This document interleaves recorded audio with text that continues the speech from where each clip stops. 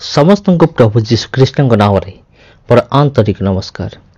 प्रिय बंधुगण, बाइबल सहित संपर्कित एभरी अनेक दर्शनीय स्थान गुड़िक रही अछि, जेपरिक जर्दन नदी हो कि बेतसाइदा कुंड हो,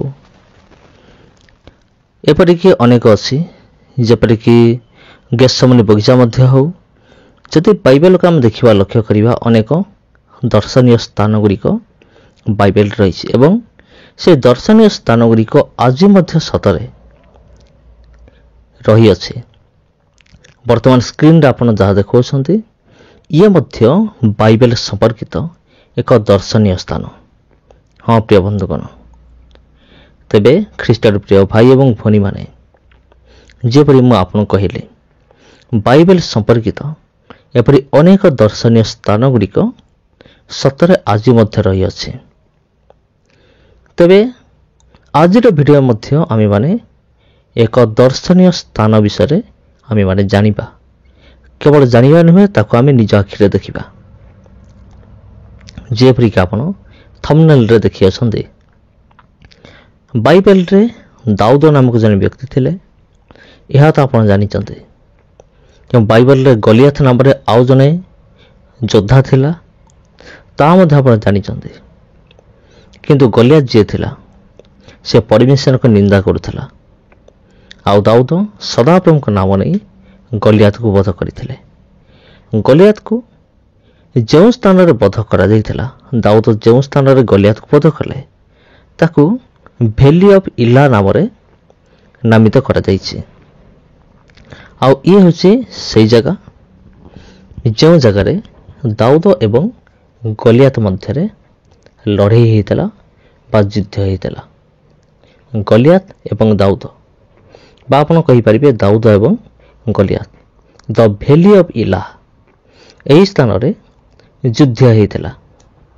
तेबे आज भिडियो रो मुख्य प्रसंग होछि दाऊद एवं गलियाथ तांको मध्य रे जो जगार युद्ध हेतला सेई जगह विषय आमे माने जानिबा एवं सेई जगह को आमे माने निज आखिरे देखिबा। तबे देखंतु, जदि आज आपण जदि प्रश्न करिवे दाऊद एवं गलियाथ युद्ध क्यों जगह हेतला, तबे दाऊद एवं गलियाथ समान को मध्य युद्ध वैली ऑफ इला और सही स्थान रे हेतला, जहाँकि टिके पूर्वर आपण स्क्रीन रे देखिले। जोठारे दाऊद एक छोट बालक थिले, आउ गलियाथ जे थिला से एक दानव प्रजातिर व्यक्ति थिला, जहाँकि बाइबल इतिहास प्रकाश करे गलियाथर उच्चता 6.5 हाथ। जदि आमे फुट हिसाब रे कल्पना करिबा से 7 फुट कि 8 फुट पर ताकर एपरी हाइट तार थिबो। किंतु दाऊद गोटे छोट बालक हे मध्य एक पत्थर द्वारा सदाप्रभु को नाम नहीं कि मात्र एक छोट पत्थर द्वारा ताकू तले पकई देइथिले। तबे वर्तमान स्क्रीन रे आपण जा देखौछन्ते एई देखंतु, ये होछि वैली ऑफ इला, जो स्थान रे दाऊद एवं गलियाथ दुई जन आमना सामना हेतला, दुई जनकर साक्षात हेतला। आ जदि आपण बाइबल पढ़िबे सेठी लिखा अछि जे जतबेले गलियाथ दाऊद को देखुछि सेतबेले से थटा परिहास करुछि। थटा परिहास करी कहूछि, मु कोन कुकुर जे तू मते जस्ती नहीं मारिया के आसछु, तू मो पाखु गा, मु तते मारिकी तो मांस को बिलर पशु मान को देवी और आकाशर पक्षीगण को देवी। किंतु दाऊद एई कथार टिके हेले मध्य भय कले नाही, कारण दाऊदंकर विश्वास संपूर्ण रूपे सदाप्रभु उपरे थिला। जिहोवा परमेश्वर को उपरे तांकर विश्वास थिला, एमिति दृढ़ विश्वास थिला। बरं दाऊद वर्तमान कहउचंती जे मो वर्तमान तते मारिकी तोर मांस को कौन करी आकाशर पक्षी मान को एवं बिलर पशु मान को देवी। एक शुणिकी ଗଲିଆଥ କ୍ରୋଧରେ ଶୀଘ୍ର ଆଗେଇ ଆସିଲା ଦାଉଦଙ୍କୁ ମାରିବା ପାଇଁ। କିନ୍ତୁ ଦାଉଦ କ'ଣ କଲେ? ସଦାପ୍ରଭୁଙ୍କ ନାମ ନେଇ ମାତ୍ର ଏକ ଛୋଟ ପଥର ଦ୍ୱାରା ତାକୁ ତଳେ ପକାଇ ଦେଲେ। ତେବେ ଇଏ ହେଉଛି ଯେହୋବା ପରମେଶ୍ୱରଙ୍କର ପାୱାର। ଏଇ ଦେଖନ୍ତୁ, ବର୍ତ୍ତମାନ ଏଇଭଳି ଦେଖାଯାଏ। ଭେଲିଓ ପିଇଲା ଆଉ ଯେଉଁଠାରେ ଦାଉଦ ବଧ କଲେ ଗଲିଆଥକୁ। ଆଉ ଦାଉଦ ସଦାପ୍ରଭୁଙ୍କ ନାମ ନେଇ ଯେତେବେଳେ ସେ ଛାଟିନି ଫିଙ୍ଗିଲେ, ସେତେବେଳେ ଗଲିଆଥ ତଳେ ପଡ଼ିଗଲା। ଆଉ ଦାଉଦ କ'ଣ କଲେ? ତାହାରି ଖଡ଼ଗରେ ତାହାର ମସ୍ତକକୁ ଛେଦନ କଲେ। ମୋର କହିବାର କଥା ହେଉଛି, ଆପଣ ହୁଅନ୍ତୁ କିମ୍ବା ମୁଁ ହୁଏ, ଆମମାନଙ୍କର ବିଶ୍ୱାସ ସଦାପ୍ରଭୁଙ୍କ ଠାରେ ଏମିତି ହେବା ଦରକାର, ଦାଉଦଙ୍କ ପରି ହେବା ଦରକାର। ଯେତେ ବଡ଼ ବିପଦ ସାମ୍ନାକୁ ଆସିଲେ ମଧ୍ୟ ଆମେମାନେ ପଛକୁ ହଟିବା ନାହିଁ, କାରଣ ଆମମାନଙ୍କର ବିଶ୍ୱାସ ହେବା ଦରକାର ଯେ ସର୍ବଶକ୍ତିମାନ ପରମେଶ୍ୱର ମୋ ସପକ୍ଷରେ ଅଛନ୍ତି, ତେଣୁ ମୁଁ କଦାପି ଭୟ କରିବି ନାହିଁ। ଆଉ ସାଉଲ କହୁଛନ୍ତି, ତୁମ ନାଁ କ'ଣ? ଆଉ ସାଉଲ ଶେଷରେ ତାଙ୍କର ପରିଚୟ ଜାଣୁଛନ୍ତି। ପରିଚୟ ଜାଣିକି ତାଙ୍କୁ ନିଜ ପାଖରେ ରଖୁଛନ୍ତି। ଯଦି ଆପଣ ପ୍ରଥମ ସାମୁଏଲ ସମ୍ପୂର୍ଣ୍ଣ ରୂପେ ପଢ଼ିବେ, ଆଉ ସେଠାରେ ଲେଖା ଅଛି ଦାଉଦ କିପରି ପରମେଶ୍ୱରଙ୍କ ନାମ ନେଇ ଗଲିଆଥ ପରି, ଦାଉଦ କିପରି ପରମେଶ୍ୱରଙ୍କ ନାମ ନେଇ ଗଲିଆଥ ପରି ଏକ ଯୋଦ୍ଧାକୁ, ଏକ ରାକ୍ଷସକୁ ବଧ କଲେ। ଯଦି ଆମେ ଗଲିଆଥର ହାଇଟ୍, ତାର ଶରୀର ଗଠନ ବିଷୟରେ ଆମେ ଯଦି ଦେଖିବା, ତେବେ ଅନେକ କହନ୍ତି ଗଲିଆଥ ଜଣେ ରାକ୍ଷସ ଥିଲା ବୋଲି। ତେବେ ଖ୍ରୀଷ୍ଟରେ ପ୍ରିୟ ଭାଇ ଏବଂ ଭଉଣୀମାନେ, ଇଏ ହେଉଛି ସେଇ ଭେଲି ଅଫ୍ ଇଲା, ଆଉ ଯେଉଁ ସ୍ଥାନରେ ଯୁଦ୍ଧ ହେଇଥିଲା। ଆଉ ବର୍ତ୍ତମାନ ଏଇଭଳି ଦେଖାଯାଏ। ତେବେ ମୁଁ ବହୁତ ଖୁସି। ଆପଣଙ୍କ କଥା ମୁଁ କହିପାରିବି ନାହିଁ, ଆପଣ କମେଣ୍ଟ ମାଧ୍ୟମରେ ଜଣାଇ ପାରିବେ। ମୁଁ ତ କିନ୍ତୁ ବହୁତ ଖୁସି, ଯେହେତୁ ଆମେ ବାଇବେଲ ସମ୍ପର୍କିତ ଐତିହାସିକ ସ୍ଥାନ ଗୁଡ଼ିକ ଆଜି ଆମେମାନେ ଦେଖୁଅଛୁ। ଯଦି ଆପଣ ମୋ ଚ୍ୟାନେଲକୁ ଯିବେ, ଏପରି ଅନେକ ବାଇବେଲ ଇତିହାସ ସମ୍ପର୍କିତ ଭିଡ଼ିଓ ଗୁଡ଼ିକ ରହିଅଛି। ଯେତେବେଳେ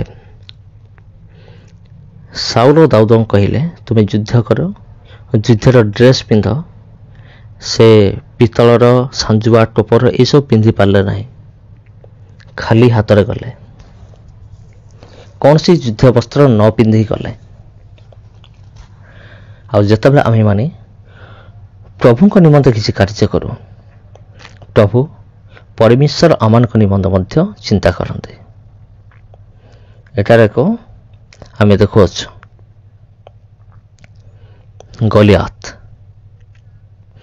କ୍ରୋଧର ସହିତ ଦାଉଦଙ୍କୁ ସାମ୍ନା କରିବା ନିମନ୍ତେ ସେ କ'ଣ କରୁଛି? ସେ ଡାକ ପକାଉଛି, ସର୍ବଶକ୍ତିମାନ ପରମେଶ୍ୱରଙ୍କ ଅଭିଶାପ ଦେଉଛି, ଇସ୍ରାଏଲ ଲୋକମାନଙ୍କୁ ଅଭିଶାପ ଦେଉଛି। ଡରିକି କେହି ଗଲେ ନାହିଁ, କେବଳ ମାତ୍ର ଦାଉଦ ସଦାପ୍ରଭୁଙ୍କ ନାମ ନେଇକି ଗଲିଆଥ ସାମ୍ନାରେ ଠିଆ ହେଲେ। ତାଙ୍କ ହାତରେ କିଛି ନଥିଲା, ମାତ୍ର ଏକ ଛାଟିଣୀ, ଏକ ପଥର ଥିଲା। ଆଉ ଯେତେବେଳେ ସେ ଛାଟିଣୀକୁ ଘୁରେଇଲେ, ଆଉ ଘୁରେଇବା ପରେ ଘୁରେଇ ତା ଗଲିଆଥ ଆଡ଼କୁ ଯେତେବେଳେ ଛାଟି ଦେଲା ପରେ ଗଲିଆର ଅବସ୍ଥା କ'ଣ ହେଲା ଆପଣମାନେ ନିଶ୍ଚୟ ଜାଣିଥିବେ।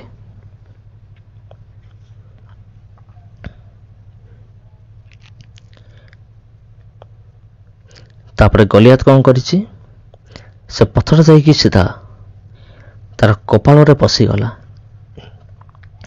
ପଶିଗଲା ପରେ ସେଇଠି ସାଙ୍ଗେ ସାଙ୍ଗେ ଏତେ ବଡ଼ ଯୋଦ୍ଧା, ପଲିଷ୍ଟିୟମାନଙ୍କର ଯୋଦ୍ଧା, ସେ ପୁରା ଡାଇରେକ୍ଟ ତଳେ ପଡ଼ିଗଲା।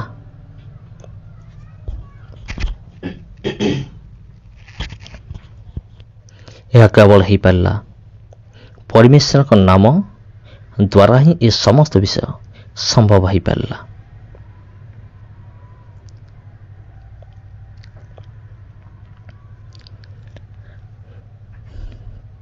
ତେବେ ଆମେମାନେ ଦେଖୁଅଛୁ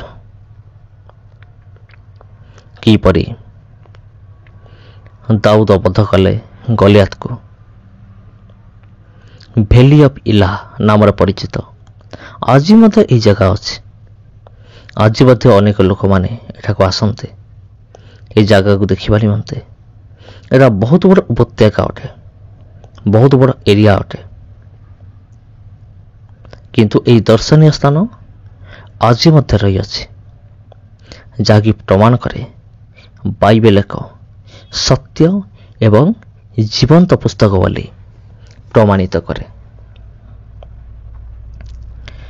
ତେବେ ପ୍ରିୟ ଭାଇ ଏବଂ ଭଉଣୀମାନେ, ଖ୍ରୀଷ୍ଟରେ ପ୍ରିୟ ଭାଇ ଏବଂ ଭଉଣୀମାନେ, ଆପଣ ଦେଖନ୍ତୁ ଆଜିର ଏହି ଜାଗା ଯେଉଁ ସ୍ଥାନରେ ଦାଉଦ ଏବଂ ଗଲିଆଥ ମଧ୍ୟରେ ଯୁଦ୍ଧ ହୋଇଥିଲା। ଆଜିର ମୁଖ୍ୟ ପ୍ରସଙ୍ଗ ହେଉଛି ଏଇଟା। ଅନେକ ଭାବୁଥିବେ ମୁଁ ବାରମ୍ବାର ଏହି କଥା କାହିଁ କହୁଛି। ବାରମ୍ବାର ଏହି କଥା ଦୋହରାଇବାର କାରଣ ହେଉଛି ଯେ ଆମେମାନେ ଆଜି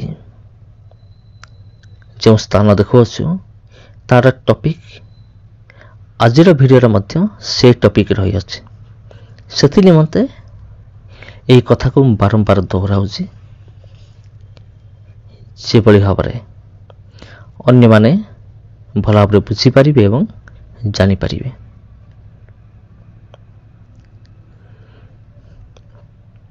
ଯଦି ଆପଣ ଭବିଷ୍ୟତରେ କେବେ ଏହି ଜାଗାକୁ ଯାଆନ୍ତି କିମ୍ବା ଯିବା ନିମନ୍ତେ ପ୍ଲାନିଂ କରିଛନ୍ତି, ତେବେ ମୋତେ ନିଶ୍ଚିନ୍ତ ରୂପରେ ଜଣାଇବେ ଯେ ହଁ ମୁଁ ସେ ଜାଗାକୁ ଯିବା ନିମନ୍ତେ ପ୍ଲାନିଂ କରିଛି। ଯେହେତୁ ମୁଁ ମଧ୍ୟ ଖୁସି ହେବି, ମୋତେ ମଧ୍ୟ ଆନନ୍ଦ ଲାଗିବ, ଯେହେତୁ ଆପଣ ସେ ଜାଗାକୁ ଗଲେ। ଏହା ଜାଣିକି ମୋତେ ମଧ୍ୟ ଖୁସି ଲାଗିବ ଏବଂ ଆନନ୍ଦ ଲାଗିବ।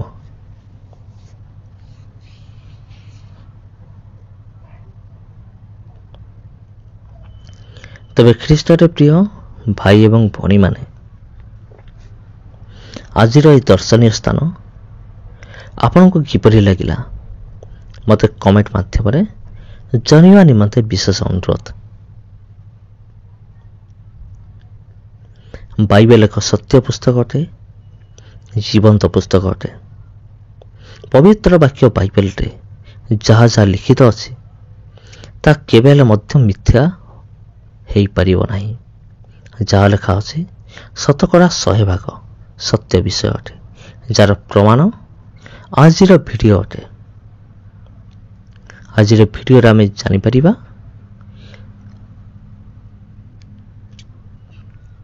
ଯେ ବାଇବେଲ କେତେ ଦୂର ସତ୍ୟ ଏବଂ ଜୀବନ୍ତ ପୁସ୍ତକ ଅଟେ। ତେବେ ଖ୍ରୀଷ୍ଟରେ ପ୍ରିୟ ଭାଇ ଏବଂ ଭଉଣୀମାନେ, ମୋତେ କମେଣ୍ଟ କରିବେ ଯେ ଆମକୁ କିପରି ଲାଗିଲା, ଆଉ ଏହି ଭିଡ଼ିଓକୁ ଅନ୍ୟମାନଙ୍କ ସହିତ ସେୟାର ମଧ୍ୟ କରନ୍ତୁ। ଭିଡ଼ିଓକୁ ଗୋଟେ ଲାଇକ୍ ଅନ୍ତତଃ କରିଦିଅନ୍ତୁ। ସମସ୍ତ ଖ୍ରୀଷ୍ଟ ପ୍ରେମରେ ଆନ୍ତରିକ ନମସ୍କାର।